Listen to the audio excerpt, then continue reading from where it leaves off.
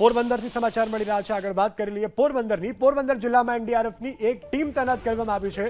વરસાદના રેડ એલર્ટના પગલે પોરબંદરમાં એનડીઆરએફની ટીમ તૈનાત કરવામાં આવી છે। પોરબંદર જિલ્લા અને તાલુકામાં શરૂ કરવામાં આવ્યા છે 3 કંટ્રોલ રૂમ।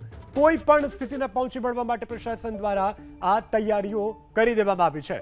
તો રાજ્ય સરકારે પણ એનડીઆરએફ, એસડીઆરએફ વિવિધ વિભાગના અધિકારીઓ સાથે બેઠક કરી હતી અને કોઈ પણ જિલ્લામાં કોઈ પણ સ્થિતિ સર્જાય તો તેને પહોંચી વળવા માટે સ્થાનિક પ્રશાસન સજ્જ રહે તે આદેશનું પાલન કરીને તાત્કાલિક જ પોરબંદર જિલ્લામાં એનડીઆરએફની ટીમને તૈનાત કરવામાં આવી છે। એક ટીમ તૈનાત કરવામાં આવી છે। રેડ એલર્ટના પગલે હાલ પોરબંદરમાં એનડીઆરએફની ટીમ તૈનાત છે અને તાલુકાના 3 અલગ અલગ કંટ્રોલ રૂમ જે છે તે પણ કાર્યરત કરવામાં આવ્યા છે અને કોઈ પણ પ્રકારની સ્થિતિનું નિર્માણ થાય ભારે વરસાદને કારણે તો તેને પહોંચી વળવા માટે પ્રશાસન પણ સુસજ્જ છે।